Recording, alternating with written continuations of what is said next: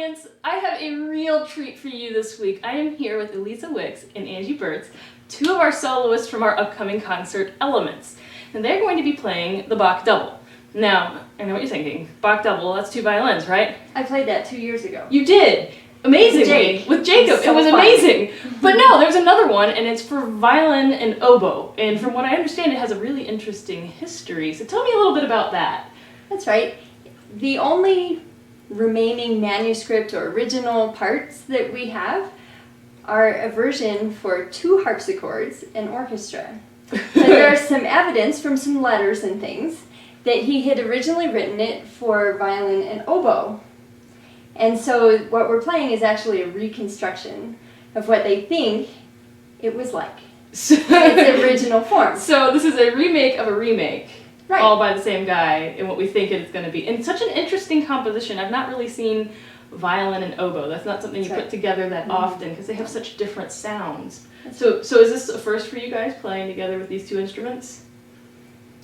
Well, I've played this piece before, but never with the orchestra. I've played it with violin and just harpsichord. Yeah. So this will be a lot more fun. But yeah, I've never played with oboe before. Really? Yeah. Oh, so how is it with all this Baroque music that we're playing, which frankly I used to hate, but Elisa has made me come around because I did not know that Baroque music was interesting.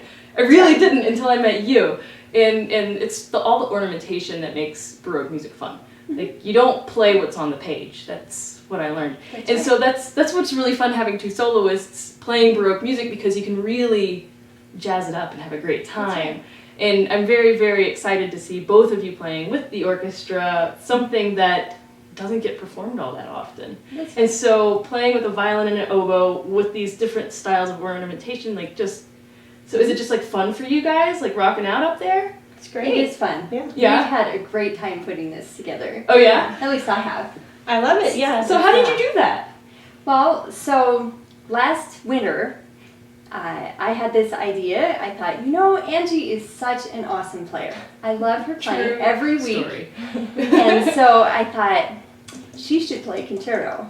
And then I was like, oh, there's this amazing Bach concerto that doesn't get played very often for violin and oboe. But I thought, well, I should probably run this by Thomas first before I start making plans. Yeah.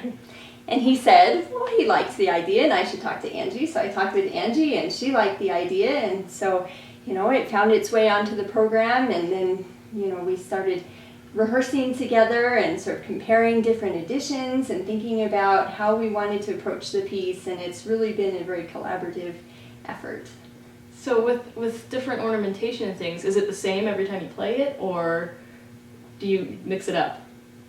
Well, I like to have some spontaneity to it. Yeah. I'm pretty comfortable with Baroque style. I just love the dance that's within the music, the strong and the weak beats and all the different character, and how the music just sort of is almost self-propelling. Not through like that sewing machine Baroque. I think that's what I've always played in the past. Yes, yeah. Yes. But this beautiful gestures, and it's just like the great gowns and artwork, and anything they could find they dipped in gold, right? Is there a gold oboe out there? I've seen one with gold keys, but that's about it. Oh, I bet that's fabulous. Yeah. Very blingy. Yeah. The violins were super bright. No, seriously? Like No. When Stradivarius made his violins, they were all made as Baroque violins. And there's one that's basically exactly the way he made it, except they modernized the neck. Okay. But the body is exactly the same, and it's actually been played very little. It's called the Messiah Strad. Okay. And it's like bright red. It's really, really colorful. And when you look at the paintings and artwork from the time, the instruments are very vivid. They're very colorful, just like the clothing and everything else. And I just think that it was just this feast for the senses when you went to Baroque events and concerts, I can't even imagine. And even today, I learn something every time we play Baroque music. Today, Elisa tells me that there's the strong and the weak beat, which I knew about, and I very much struggle with, but I'm getting better at it. And she tells me that the Baroque bow hold, you held it on the string, and when you pulled it, you would pull on the hairs so that it made the bow tighter on the down bow. That is insane. Especially in France, they did that, yeah.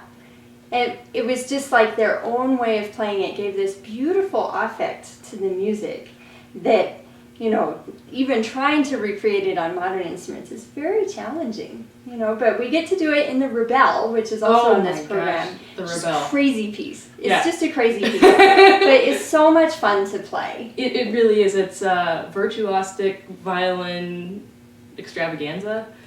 More like a bonanza. Bonanza? Okay. Yeah, but there's some crazy oboe work in there too. There is. You know, I'm feeling it for you.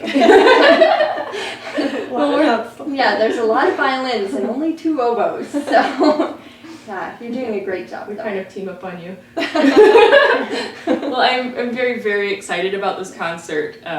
When I saw it last year, I wasn't, but now that we started playing it and I get re-energized about Baroque music, I'm just really, really excited because it's a bit of a rock concert for us. It is. Yeah. So I can't wait to see you guys in November for our Elements concert. We'll see you then. Absolutely.